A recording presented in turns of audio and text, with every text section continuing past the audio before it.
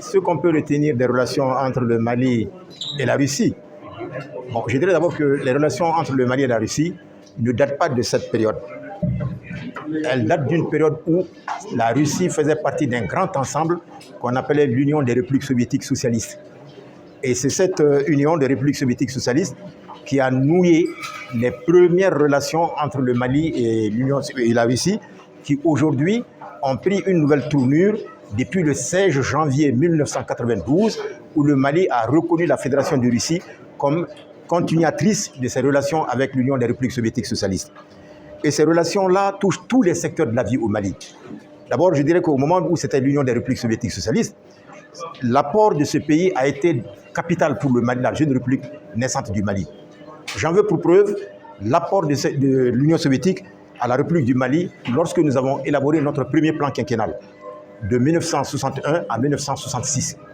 Et ce plan quinquennal a été réalisé à partir d'un effort intérieur à 60% par le Mali lui-même et 23% était de l'apport de l'Union soviétique. 17% se répartissait entre les autres pays socialistes et la France, donc 10% pour les autres pays socialistes. Donc cela dit déjà, quand on se rappelle toutes les réalisations qui avaient été faites sous la Première République de 1960 à 1968, l'apport de l'Union des républiques soviétiques socialistes a été d'un apport inestimable. Alors c'est pourquoi je dirais qu'en parlant des relations entre le Mali et la Russie, il faut d'abord remonter à cette période, et peut-être même bien avant, parce que l'Union soviétique, depuis sa naissance en 1922, a été d'un grand apport pour tous les peuples qui luttaient pour leur indépendance. Alors cela aussi, il faut le rappeler. Malheureusement, aujourd'hui, les gens ont tendance à croire que, en donnant la main à la Russie actuelle, c'est comme si on renvoyait un dominateur pour un autre. Non, ces peuples-là ne sont pas les mêmes. Ces responsables qui dirigent ces peuples-là n'ont pas eu la même attitude vis-à-vis de notre pays. Les colonisateurs, tout le monde le sait, nous n'avons pas à en parler. Ils nous ont mis dans un gouffre dont nous avons encore la peine à nous en sortir. Alors que la Russie a été celle qui a apporté au peuple malien tout ce dont elle avait besoin pour arriver à une souveraineté pleine et entière. Je crois que c'est cela qu'il faut essentiellement retenir quand on parle des relations entre les deux pays. D'accord. Maintenant, s'il faut améliorer les relations entre les deux pays-là, maintenant, selon vous, ça doit se faire sur quel domaine? Tous les domaines. Tous les domaines. Je dirais d'abord et surtout, il faut que nous apprenions à nous connaître davantage. Parce que le peuple russe, quand tu regardes son évolution, c'est un peuple qui est revenu de loin, qui a vécu une histoire tourmentée.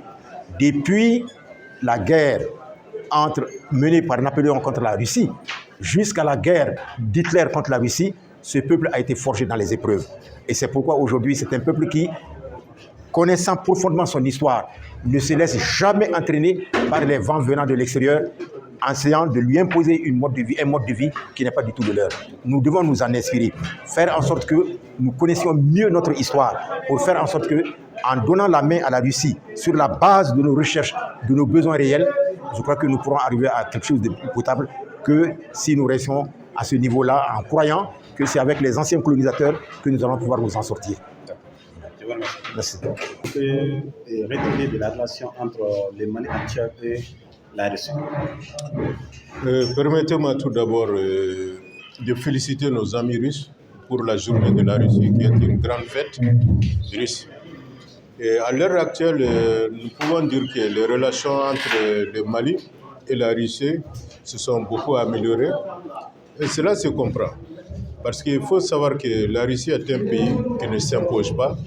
C'est un pays qui n'a pas de tradition d'avoir des colonies. Ce n'est pas un pays colonisateur, comme l'a dit une fois le président Macron. C'est ce qui est faux, archi faux. La Russie n'a jamais été un pays colonisateur. La Russie est un pays qui veut traiter avec tout pays d'égal à égal. Aujourd'hui, le Mali a acquis sa souveraineté avec le président Assimi et ses compagnons. Donc, nous sommes devenus des partenaires fiables pour la Russie, des partenaires qui peuvent parler à leur propre nom. C'est ce qui fait que la Russie s'est beaucoup approchée de nous. Parce qu'il n'y a plus d'intermédiaires entre nous et nous dialoguons entre nous en tant que des pays amis, en tant que des pays frères et des pays qui veulent vraiment coopérer ensemble. Donc, aujourd'hui, la coopération est au beau fixe. D'accord. Maintenant, est-ce qu'il n'y a pas lieu de essayer de revoir maintenant la coopération entre le Mali et la Russie dans d'autres domaines? Oui, je pense que nous sommes en évolution.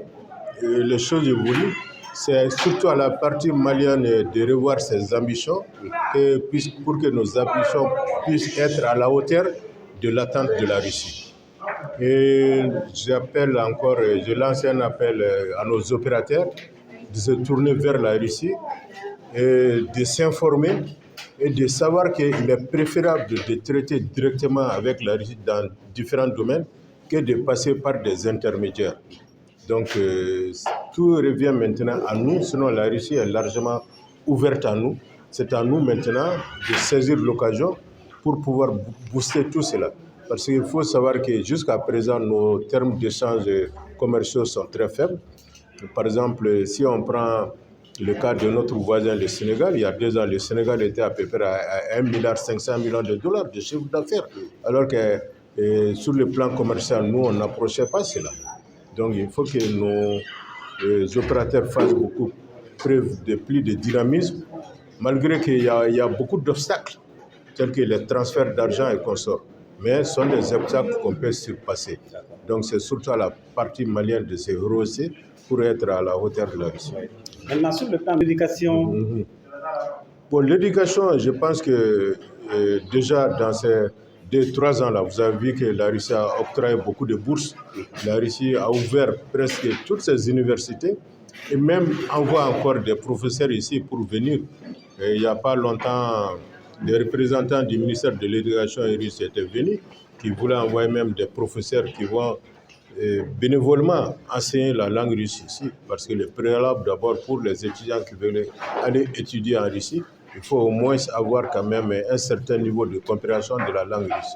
Donc je pense que ce sont des choses qui vont aller, parce que les universités russes sont des universités à la pointe aujourd'hui de la technologie, de la science.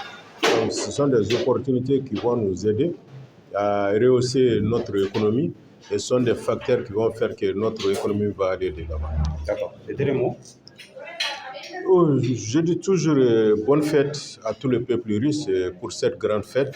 Et merci encore à M. Ba, qui est le président de l'association Perspective Sahélienne, et encore l'autre qui est là, comment on l'appelle encore, voilà, l'initiative africaine, voilà, qui ont voulu organiser cette rencontre. Je les félicite vraiment, c'est une vraie réussite et merci à tous les monde. Ok, donc une appréciation en russe?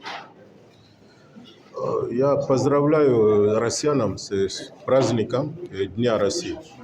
И чтобы Россия продолжала процветать, несмотря на то, что враги крутят вокруг, и их прогностики не сбивались. И особенно я, как сказать, маленький привет бывшему французскому министру экономики, который мечтал поставить экономию России на колени. Так что большой привет ему, что сегодня мы празднуем День России и все процветает. Merci.